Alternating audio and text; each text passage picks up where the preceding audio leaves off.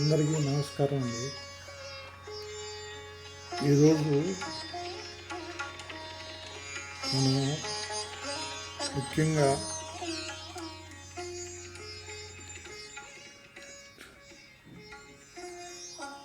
నేను చెప్పదలుచుకున్నది ఏంటంటే, చెరుకులో అధిక దిగుబడులు సాధించడానికి మనం ఏమేమి చేయాలి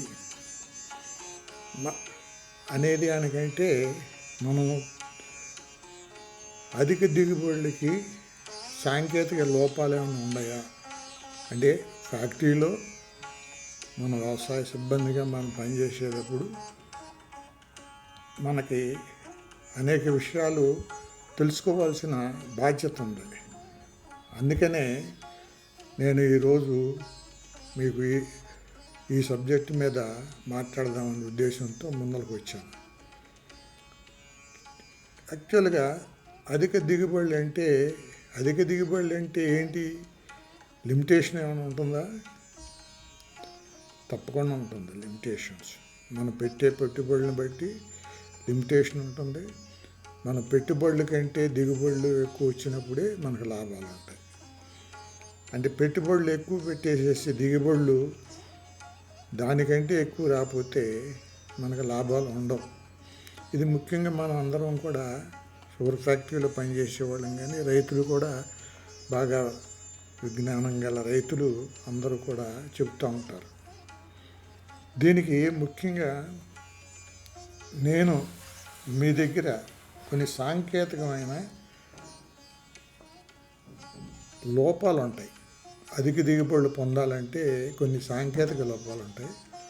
ఆ లోపాలు ఏంటి అనేది మీ ముందు ఉంచడానికి ఇవాళ నేను ప్రయత్నం చేస్తాను. నాకున్న అనుభవం బట్టి నేను ఇవన్నీ కూడా చేయటం జరిగింది. ఒకవేళ ఇప్పుడు ఉన్న అనుభవం, అప్పుడు మేము తీసుకున్న అనుభవం అంటే ఇది జస్ట్ రీసెంట్లీ 2019 సమయంలో మేము చేసినాయి అన్నమాట. కాబట్టి దీన్ని మీరు చాలా క్రియాశీలకంగా గమనించండి. దీన్ని మనం పోయి రైతుల దగ్గరికి వాళ్ళ దాంట్లో మనం ఆచరణ చేయమంటే అలా కాకుండా ముందర మనం దీన్ని ఎలా ఆచరణలో ముందర మనం విజ్ఞానాన్ని సంపాదించిన తర్వాత దీని గురించి ఆచరణ పెడతానికి అందరికీ మనం చెప్పవసరం.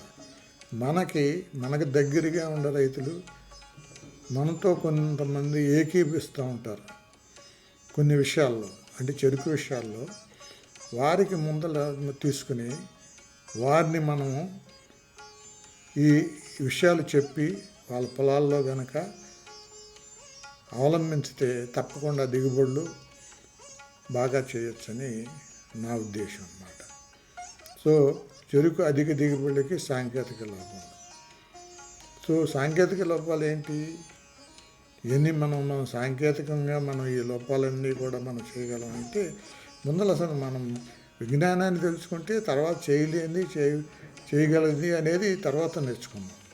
అందుకనే నేను నా అభిప్రాయం ఏంటంటే ముందర విజ్ఞానం ఏమిటి అనేది తెలుసుకుంటే తర్వాత అక్కడ అవసరాన్ని బట్టి దాన్ని మనం ఎలా చేయాలి అనేది మనం నిర్ణయించుకుందాం. ఓకే. సో దీని తర్వాత నెక్స్ట్ మీకు 4-5 సైడ్లే ఉంటాయి దీంట్లో, కానీ సబ్జెక్ట్ చాలా లోతుగా ఉంటుంది.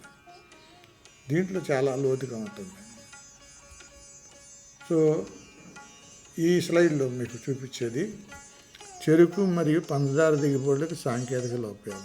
నేను చెప్పే కదా, ముందల నాణ్యత లేని చెరుకు పంచదార దిగుబడులకి కారణాలు. సో ఎంత మనం ఇప్పుడు పంచదార అనేది పొలాల్లో తయారవుతుంది కానీ ఫ్యాక్టరీల్లో కాదు. సో ఇదందరూ కూడా మనం తెలుసుకోవాల్సింది. ఫ్యాక్టరీలో ఏంటంటే చెరుకుగడలో ఉన్న రసాన్ని బయటికి తీసి వాళ్ళు బాగా కాసి ఆ పంచదారని తీస్తారు. అంతేగాని పొలంలో పంచదారని మనం తయారు చేయటానికి మనం పొలంలో తయారు చేసిన దాన్ని వాళ్ళు తీయటమేనమాట. అంటే ఆ పొలంలో మనం మంచి చెరుకులో ఆ పంచదారని ఎలా తయారు చేయాలి అనేది ఇది. అది ఆ చెరుకు కనుక నాణ్యత కనుక లేకపోతే పంచదార దిగుబడులు కూడా రావు. ఇది చాలామంది అనుకోరు. చాలామంది అనుకుంటారు. అంటే ఇవాళ ఏం జరుగుతుందంటే, ఇప్పుడు పంచదార ఇప్పుడు రికవరీ వచ్చిందనుకోండి, రికవరీ వస్తేనేమో ఇంకొక డిపార్ట్మెంట్ గొప్ప, రికవరీ రాకపోతేనేమో వాళ్ళు సరిగా పంపలేదు ఇది అనేది జాగ్రత్త. కానీ దీంట్లో అనేక లోతుపాతులు ఉన్నాయి. సరే, అది వేరే సబ్జెక్టు, అది వేరే మనం మాట్లాడుకోవచ్చు. ముందల ఈ సబ్జెక్టు మనం తెలుసుకుందాం. చెరుకు భూమికి పరిసర అనుగుణ రకాల విషయ పరిజ్ఞానం ఉండాలి. ఒకటి, మనం వేసేదానికి ఆ భూమికి, తర్వాత ఆ చుట్టుపక్కల ఉన్న ఆ చెరుకు పండిస్తానికి అనుకూలమైన విషయాలు ఉన్నాయా లేవా. ఎందుకంటే నీరు, తర్వాత ఎత్తు పొలాలు లేకుండా, తర్వాత భూమిలో దానికి కావాల్సిన ఆహారం ఉందా లేదా, అది చెరుకు పెడితే మనం ఎంత వేయాలి, ఇవన్నీ తెలుసుకుని ఉండాలి. ఇంకోటి, చెరుకు మనం ఒకే రకాన్ని అనేక సంవత్సరాలు, మనం ఒక 10 సంవత్సరాలు 15 సంవత్సరాలు వేస్తే జన్యు లోపాల వలన కూడా దిగుబడి తగ్గిపోతాయి. సో దాన్ని ఏమంటారంటే షుగర్ కేన్ రన్ డౌన్ అంటారు, వెరైటీలు రన్ డౌన్ అంటారు. షుగర్ కేన్లో వెరైటీలు రన్ డౌన్. దానికి మనం ఏం చేయాలనేది వేరే ఇంకో సబ్జెక్టులు మాట్లాడదాం. సో దీంట్లో ఈ సాంకేతిక లోపాల్లో ముఖ్యంగా మనం మాట్లాడుకోవాల్సింది సాగునీరు పరిణామం, నాణ్యత. సాగునీరు పరిమాణం, నాణ్యత. మనం అందరం కూడా షుగర్ ఫ్యాక్టరీలో పనిచేసే వ్యవసాయ సిబ్బంది అందరికీ తెలుసు. వేసవికాలంలో కాలువలు ఉన్న చోట, లేని చోట, కట్టేసిన చోట కానీ లేని చోట కానీ చెరుకు నీళ్ళు పెడితే ఇంకా బాగా దిగుబడులు ఇస్తాయని. సో అది ఎంత పరిమాణం పెట్టాలి, ఆ నీరు ఎంత నాణ్యత ఉండాలి అనేది తెలుసుకుంటాం కూడా చాలా ముఖ్యం. ఏదో నీళ్ళు పెడుతున్నాం కదా అని మనం మామూలుగా ఆ నీటి యొక్క నాణ్యత లేకుండా మనం పెట్టామనుకోండి, మళ్ళా అదే ఇబ్బంది వస్తుంది. కాబట్టి అది చెరుకు తీసుకునేటప్పుడు నాణ్యతమైన నీరు ఉండాలి. పరిమాణం కూడా ఓకే బోధులన్నీ కూడా తబ్బుగా నీరు పెట్టేసేస్తే దానివల్ల కూడా చాలా నష్టం ఉంటుంది. అప్పుడు అక్కడ దాంట్లో పెరిగే చెరుకు అంత నాణ్యతగా ఉండదు. ఇంకోటి ఏంటంటే, నెక్స్ట్, మొవ్వు కనుపులు తెరిచే పురుగు పిల్లకి పెరుగుదల దశ ఎందో ఆశించటం. ఇప్పుడు ఎక్కువగా పురుగులు మనం ఇప్పుడు యాక్చువల్గా మన ఆంధ్రప్రదేశ్లో ఇది ఎర్లీ షూట్ బోర్ అంటారు, తర్వాత ఇంటర్నల్ బోర్ అంటారు. ఈ 2 పురుగులు ఎక్కువగా కనపడుతూ ఉంటాయి. సో ఇవి కూడా వాతావరణాన్ని బట్టి ఎక్కువగా కనపడుతూ ఉంటాయి. తర్వాత పైరిల్లా ఒకటి. ఇవన్నీ కూడా చీడపీడలన్నీ కూడా కరెక్ట్ టయానికి వచ్చిన తర్వాత కొడతారు చాలామంది. కానీ అక్కడ వాతావరణాన్ని మనం పెట్టి ఈ పురుగు ఇది రావటం అనేది గ్రహించి రైతులకి అందరినీ కూడా మనం మేలుకొల్పితే వాళ్ళు తప్పకుండా దీంట్లో దాన్ని కంట్రోల్ చేయటానికి ఇది చేస్తారండి. సో అది మనం చేయాల్సిన ఇది. ఎందుకంటే సకాలంలో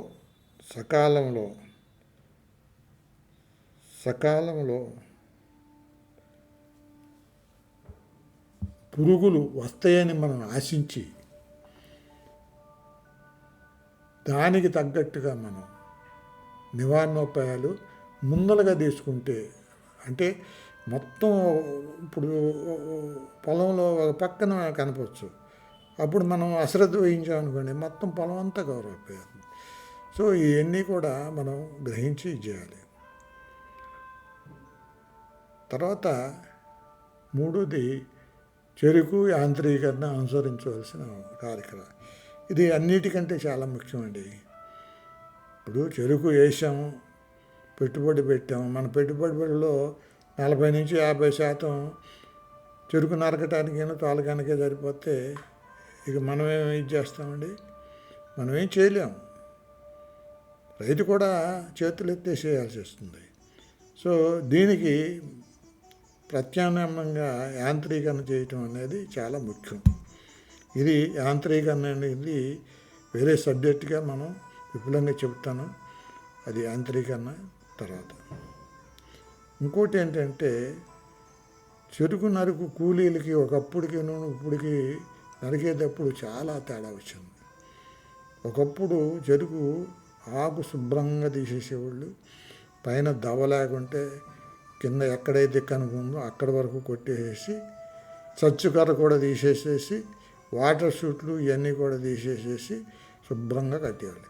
కానీ ఇవాళ వాళ్ళు ఒక గంటకి ఇంత నరకాలనే ఉద్దేశంతో, అంటే టన్ను చెరుకుకి మళ్ళీ ఎక్కువ తీసుకుంటారు, తర్వాత గంటకి ఇంత నరకాలనే ఉద్దేశంతో ఈవెన్ చచ్చుకర్ర దవ్వ వాటర్ షూట్ అన్నీ పెట్టేసేస్తారు.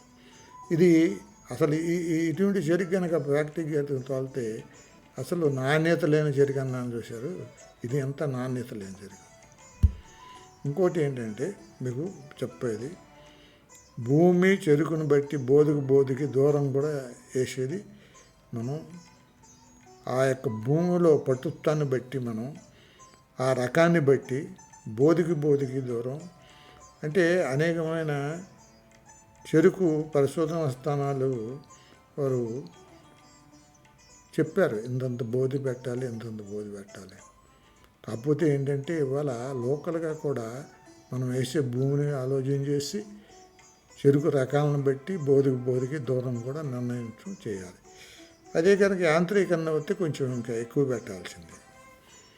అట్లాగే కలుపు నివారణలు. సో ఇది ఇవాళ ఏ షుగర్ ఫ్యాక్టరీలో కూడా, ప్రతి షుగర్ ఫ్యాక్టరీలో కూడా ఈ కలుపు నివారణలు వాడుతున్నారు. ఒకప్పుడు 1974లోనండి. సో ఇంపీరియల్ కెమికల్స్ వాళ్ళు గ్రామోక్సిన్ ఫెర్నాక్సిన్ ఇంట్రడ్యూస్ చేశారు. నాకు బాగా గుర్తు, కేసీపీలో రైతులందరూ కూడా వాళ్ళ గ్రామోక్సిన్ ఫెర్నాక్సిన్ అంటే చాలా ఫస్ట్ కలుపు నివారణ అదే వాడతారు. అప్పుడు మేము ఆ టెక్నాలజీని ఫీల్డ్ లెవెల్లో ఇంపీరియల్ కెమికల్స్ వాళ్ళు, మేము కూడా ఫీల్డ్ లెవెల్స్లో చాలా ఉధృతంగా రైతులకు తెలియజెప్పి అప్పుడు వాడటం వలన ఇప్పుడు ఈ మనుషులతో తీయటం ఇవన్నీ కూడా లేకుండా కలుపు నివారణలు అంటే రసాయనికాలతో జరుగుతుంది. తర్వాత పిలక తోటల్లో యాజమాన్య లోపాలు. ఇక పిలక తోటలు అయితే మన ఫ్యాక్టరీ వాళ్ళం కూడా చాలా శ్రద్ధ తీసుకోవాలి.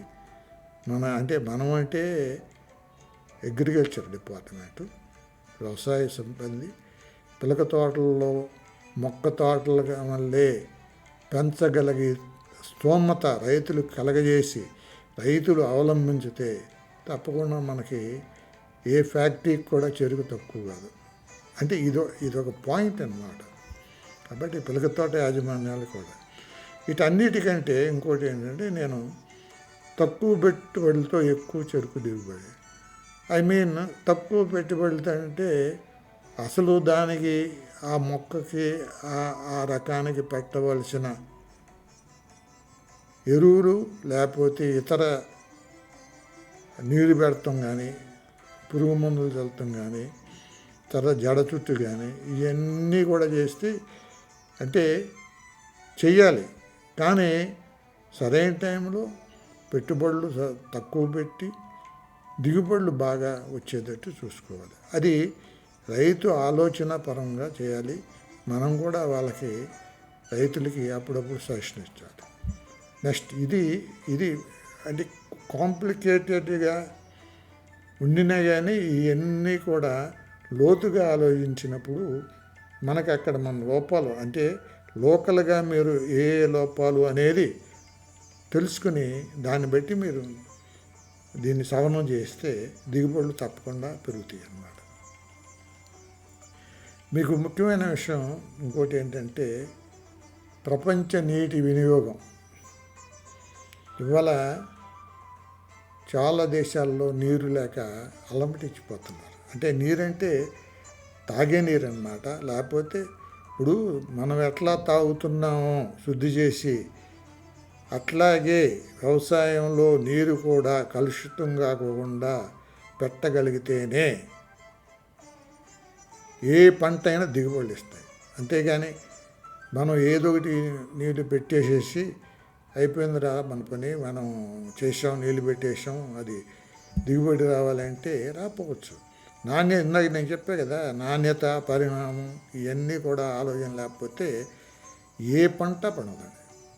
ఒక చెరుకు కాదు, ఏ పంట వ్యవసాయంలో కూడా పండదు. నీటిని కూడా సద్వినియోగపరచుకోవాలి. సద్వినియోగపరచుకోవటానికి అనేక పద్ధతులు ఉన్నాయి. ఆ పద్ధతులు కూడా నేను వేరే విధంగా ఇంకొక స్లైడ్లో మీకు చెప్తాను. సో ఇవన్నీ కూడా విపులంగా కాకుండా బ్రాడ్గా నేను మీకు చెప్తున్నాను. ఇది మీరు ఆలోచించండి. ఇక్కడ మూడు పద్ధతులుగా నేను ఇచ్చాను అన్నమాట. ఒకటి, ప్రపంచంలో దేశీయ అవసరాల కోసం ఎంత, పారిశ్రామిక ఉపయోగానికి ఎంత, వ్యవసాయానికి ఎంత ఉపయోగిస్తున్నారు నీరు అనేది. అంటే అన్నిటికంటే ముఖ్యంగా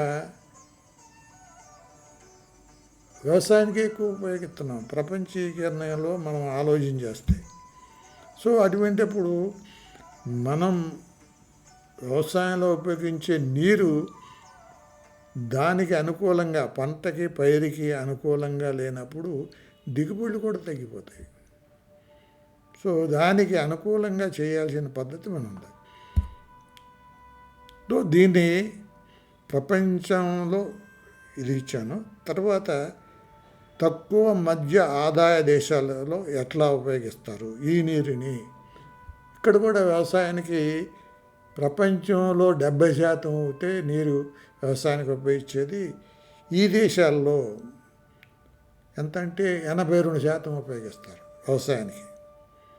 సో మన ప్రపంచ ఆహారాన్ని మనం సప్లై చేయాలంటే ఈ దేశాల్లో వ్యవసాయ ఉపయోగంకి 82% నీరు మంచిగా ఉంటేనే మనకి దిగుబడి ఇచ్చి రైతులు కూడా మంచి లాభాల్లో ఉంటారు. సో ఇంకోటి ఏంటంటే అధిక ఆదాయం దేశాల్లో వేరేగా ఉంటుంది. మళ్ళీ ఇక్కడ అన్నిటికంటే ముఖ్యం ఏంటంటే అధిక ఆదాయ దేశాల్లో పారిశ్రామిక ఉపయోగాలకి ఎక్కువ వాడుతున్నారు, 59%. సో ఇది ఇక్కడ వాళ్ళకి ఇంపార్టెంట్. వ్యవసాయానికి ఇక్కడ 30% వాడుతున్నారు. అంటే వ్యవసాయం లేదని కాదు, అక్కడ వ్యవసాయానికి 30% వాడుతున్నారంటే వాళ్ళంతా నియమ నిబంధనలతో అక్కడ వ్యవసాయానికి వాడి పారిశ్రామిక విధానానికి పెరిగిందనమాట. అసలు తక్కువ వాడితే ఎట్లా పడుతాయి అని కాదు. ఇప్పుడు డ్రిప్ ఇరిగేషన్ ఉందనుకోండి, మనం మామూలుగా పారించేదానికంటే 3 వంతులు నీటిని ఆదా చేయొచ్చు ఇది డ్రిప్ ఇరిగేషన్లో. అట్లా ఇప్పుడు ఇజ్రాయెల్ ఉంది, అంతా డ్రిప్పే. సో వ్యవసాయానికి ఉపయోగించేది అక్కడ నీరు తగ్గిపోతుంది కదా. సో దాన్ని ఏం చేస్తారంటే పారిశ్రామిక ఉపయోగానికి డైవర్షన్ చేస్తారు. పారిశ్రామిక వృద్ధి పొందటం, ఇటేమో వ్యవసాయ వృద్ధి పొందడం, 2 వృద్ధి పొందుతాయి. అంటే ఇది అధిక ఆదాయ దేశాల్లో చెప్తున్నాం అన్నమాట. ఇది నీరు ఎంత ముఖ్యమో మీరు ఆలోచించండి. నీరు కూడా రాబోయే కాలంలో ఇప్పుడు ఎందుకండి మన గ్రామాల్లో పైన ఉన్నవాళ్ళు కాలు వచ్చేటప్పుడు నీళ్లు పెట్టుకుంటారు, కిందకి పోతాయి. కానీ కింద నుంచి పైకి పెట్టాలని అసలు ఒక రూల్ ఉంది. కింద నుంచి కాదు, పైన ఆ నీళ్లు ఆ పంటలో వాళ్ళకి అవుతేనే అప్పుడు కిందకు వదులుతారు. పూర్వం మాకు తెలుసు కదా, కాలువల్లో కట్టలేసేసేసి కిందకి వెళ్ళనిచ్చేవాళ్ళు కాదు. వాళ్ళు తడిపెట్టుకున్న తర్వాత పై వాళ్ళు కిందకి అప్పుడు వెళ్ళేవాళ్ళు. అక్కడ ఘర్షణ అయ్యేది చాలా. సో రాబోయే కాలంలో ఇంకా నీరు ఘర్షణ చాలా ఇదిగా ఉంటుంది. సో ఇవన్నీ ఆలోచనతో మనం రైతుల్ని ఎడ్యుకేట్ చేయటం మంచిది నీటి విషయంలో మాత్రం. నెక్స్ట్, ఇది ఇక్కడ నేను మీకు ముఖ్యంగా చెరుకు పైరుకు సమగ్ర సస్య పోషణ విధానంలో వివిధ అంశాలు అన్నాం. ఇప్పుడు సమగ్ర సస్య పోషణ అంటే దీంట్లో రసాయనిక ఎరువులు ఉన్నాయి, సేంద్రియ ఎరువులు ఉన్నాయి, ఆకుపచ్చ ఎరువులు, పచ్చిరొట్ట ఎరువులు, పోషకాలు కరిగించే జీవన ఎరువులు, పోషకానికి సమీకరించే జీవన ఎరువులు, పోషకాలు ఫిక్సింగ్ చేసే ఎరువులు, ఇవన్నీ ఉన్నాయి. సో ఎరువుల్లోనే ఇన్ని రకాలు ఉన్నప్పుడు మనం భూమికి పైరుకి ఏది మంచిది అనేది ఆ భూసారాన్ని బట్టి, భూ రసాయన మార్పులను బట్టి, భూ సేంద్రియ మార్పులను బట్టి, పంట నిర్వహణ వ్యవస్థను బట్టి, పంట మార్చిన దాన్ని బట్టి మనం సమగ్రమైన సస్య పోషక సమన్వయం అనేది నేను ఇక్కడ జరిగింది.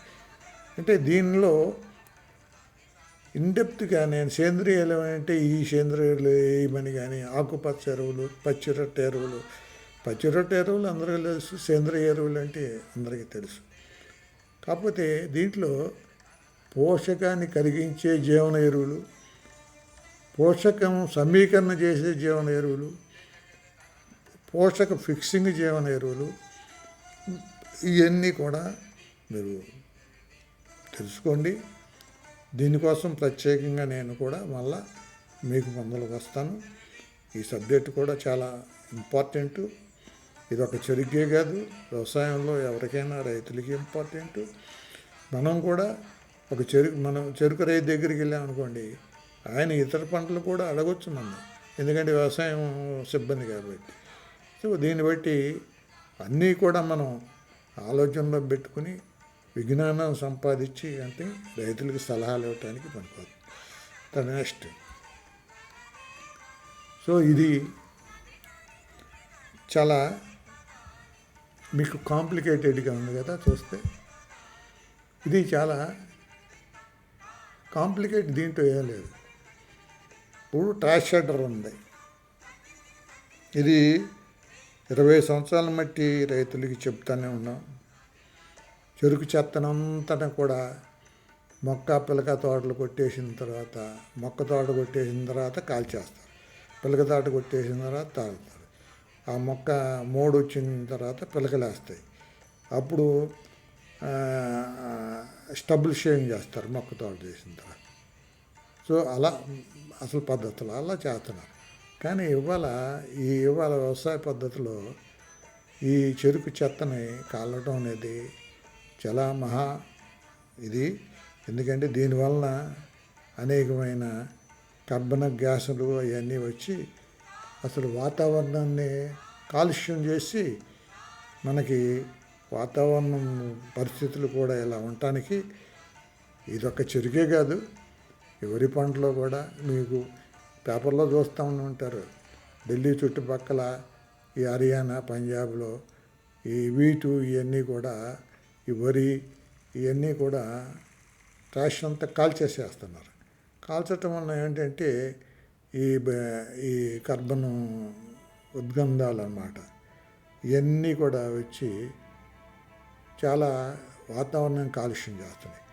అందుకని ముఖ్యంగా మనం రాబోయే కాలంలో ఇప్పుడు కూడా మీకు తెలుసు, ప్రభుత్వం ఈ కర్బన అంటే క్లైమేట్ రెసిలియన్స్గా చేయాల్సింది ఏంటంటే ఈ ట్రాష్ని మనం బంద్ చేయకోకుండా ట్రాష్ షెడ్డర్తో ముక్కలుగా చేయటం వల్ల అనేకమైన ఉపయోగాలు ఉన్నాయండి.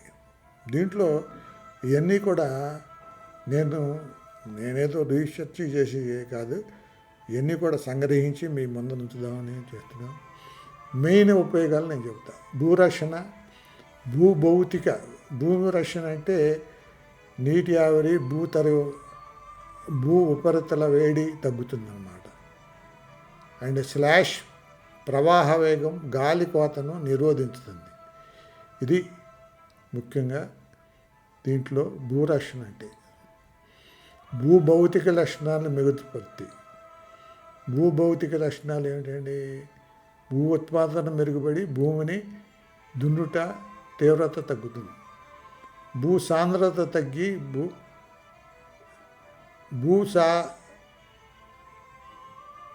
సారాంద్రత పెరుగుతుంది, భూసాంద్రత తగ్గి భూసారాంద్రత పెరుగుతుంది అన్నమాట. అంటే భౌతిక లక్షణాలు మెరుగుపడుతుంది. తర్వాత భూ ఉత్పాదక నత్రజని విస్తీకరణ మెరుగుపరుస్తుంది. పోషక ఆదా భూ pH మధ్యము కెటాన్ మార్పు పెరుగుతుంది. కలుపు మొక్కల నివారణ ఉంటుంది.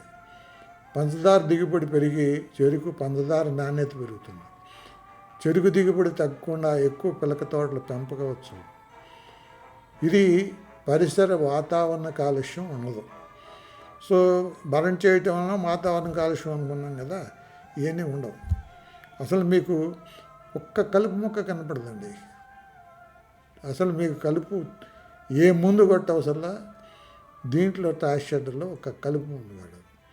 ఇంకోటి ఏంటంటే వేసవికాలంలో మీరు నీళ్ళు పెట్టకపోయినా కానీ ఈ ట్రాష్ మల్చింగ్ వలన భూమిలో నీటిని పట్టుకుని ఉంటుంది. అప్పుడు మొక్కతోటైనా పిలకతోటైనా మంచి ఏపుగా పెరుగుతుంది అన్నమాట వేసవికాలంలో. ఇది చాలా ముఖ్యం అన్నమాట. దీంట్లో అనేకమైన ఉపయోగాలు ఉన్నాయి. ఎరువుల ఖర్చు తగ్గుతుంది. మధ్య వనరుల వ్యవసాయం, రసాయనిక కలుపు మందుల వాడకం తగ్గుతుంది. టన్ను చెరుకు పంచదార ఉత్పత్తి శక్తి తగ్గును.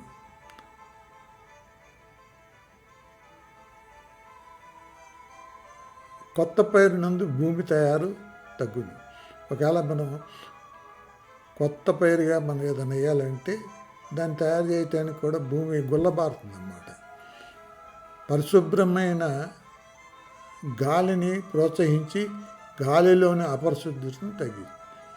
ఇప్పుడు ఇలా చేయటం వల్ల ఏంటంటే ఇందాక నేను చెప్పాను కదా, వాతావరణం కాలుష్యం ఉన్నది. అది దీర్ఘకాలికంగా ఏంటంటే ఉత్పత్తి ఖర్చు తగ్గుతుంది, పైరు ఆదాయం పెరుగుతుంది, దీర్ఘకాలిక పైరు ఉత్పత్తి పెరుగుతుంది. సమాజం, వాతావరణం, వ్యవసాయదారులు స్నేహపూర్వక అనుబంధాలు ఏర్పడతాయి. శిలాజల శక్తి వాడకం తగ్గుతుంది. బొగ్గు పులుసు ఉద్గార వాయు ఉద్గారాలు తగ్గుతాయి. వ్యవసాయ భూమిలో బొగ్గు పులుసు పరిసర వాయువు సరియగు పనిని ప్రోత్సహిస్తుంది. వ్యవసాయ భూముల్లో ఏంటంటే ఇది చేయటం వలన బొగ్గు పులుసు వాయువు సరియగు పనిని ప్రోత్సహిస్తుంది. సో దీనివల్ల మీరు చూడండి ఎన్ని ఉపయోగాలు ఉన్నాయో. 1 2 3 4 5 6 7 8 9 10 11 12 ఈ 12 ఉపయోగాలతో పాటు కింద మీకు ఇది మెయిన్. దీర్ఘకాలికంగా ఉపయోగపడుతుంది, షార్ట్ టర్మ్లో కూడా ఉపయోగపడుతుంది. ఏంటి ఈ ట్రాష్ మల్చింగ్ చేయటం వల్ల. సో చాలామంది ట్రాష్ మల్చింగ్ చేయటం వల్ల మేము చేపించాము. ముఖ్యంగా నేను ఒక రైతుతో ట్రాష్ మల్చరు కొని తర్వాత ఆయనతో చేపిస్తే ఆ ట్రాష్ మల్చర్ యొక్క కాస్ట్ 1 monthలో వచ్చింది. కానీ దీంట్లో మన వాళ్ళు ఏంటంటే చాలా అనుమానాలు పడతారు. ఆ ఎలుకలు పెరిగిపోతాయండి, ఎలుకలు దాక్కుంటాయి దాంట్లో. ఇంట్లో ఉండవు ఆ ఎలుకలు. ఇంట్లో ఎలుకలు ఉన్నాయని మనం ఇల్లు వదిలిపెట్టి పారిపోతామండి. అలాగే ఎలుకలు ఇవన్నీ ఉండటం సహజం అండి, ఎక్కడైనా ఉంటాయి. ట్రాష్ మల్చి చేయటం వలన ట్రాష్ దాని కింద రాదు. అది కింద వచ్చి దాక్కునే అంత ఇది ఏమి ఉండదు. ట్రాష్ అది తుక్కు కొట్టేసేస్తుంది కింద. ఇది ట్రాష్ షట్టర్. సో దీన్ని మీరు ఉపయోగించుకొని మీరు చాలా ఈ లాభాలన్నీ గ్రహించితే కనుక రైతులకి ఒక చెరుకు పైరుకే కాదు, వ్యవసాయంలో చాలా ఉపయోగపడుతుంది. ఈవెన్ వరి పైరులో కూడా చాలామంది భరం చేస్తూ ఉంటారు. అంటే ఇప్పుడు మన పక్కన అయితే వరి ఏం చేస్తారంటే ఇది పశువులకి మేతగా వాడుకుంటారు అనుకోండి. ఇప్పుడు ఈ మిషనరీ కటింగ్ వచ్చిన తర్వాత ఉపయోగపడకపోతే అక్కడ కూడా ఏం చేస్తున్నారు, తగలబెట్టేసేసి మళ్ళా దాల్వాకి వెళ్తున్నారు. సో ఇవన్నీ కాకుండా ఇట్లా ట్రాష్ షాడోతో చేసి కూడా అప్పుడు దాల్వాకి వెళ్ళొచ్చు. సో ఇవన్నీ మీరు ఈరోజు నేను మీకు ముందలుంచి చెబుదాము ఈ విషయాలు అనే ఉద్దేశంతో ఇప్పుడు నేను మీకు ఇది చేయటం జరిగిందండి. కాబట్టి ఈ విషయాలన్నీ గ్రహించినవన్నీ కూడా ఒక నాలెడ్జ్గా తీసుకోండి. మీరు రైతుల దగ్గరికి వెళ్ళినప్పుడు మీకు ఈ విషయాలు తెలిసినప్పుడు మీతో సంబంధం బాగా ఉన్న వాళ్ళతో మాట్లాడండి ఈ విషయాలతో. అప్పుడు మీకు ఒకటండి, మనం వెళ్ళి ఏదో చెరుకేయమంటే గబుక్కుని వేసేవాళ్ళు ఇవాళ ఎవరు లేరు. కాకపోతే చెరుకేయమంటే మనకు కూడా ఒక నాలెడ్జ్ ఉంటే ఆయన అడిగిన దానికి మనం చెప్పగలిగితేనే మనం అప్పుడు మన మీద ఇంకా మంచితనం ఏర్పడి ఆయన ముందరకు రావచ్చు. అటువంటిప్పుడు మనం ఇంకా ఆయన గిట్టుబాటు అయ్యేటట్టు అనేకమైన కార్యక్రమాలు మనం చెరుకులో చెప్పవచ్చు అన్నమాట. ముందల ఒక రైతుకి ఒక వ్యవసాయ సిబ్బందికి కూడా ఈ పరస్పర విశ్వాసం కనుక ఏర్పడితే అప్పుడు తర్వాత చెరుకు వేయటం, చెరుకులో దిగుబడులు తీయటం ఇవన్నీ ఉంటాయి. సో అది నేను ముఖ్యంగా మిమ్మల్ని కోరేది ఇది.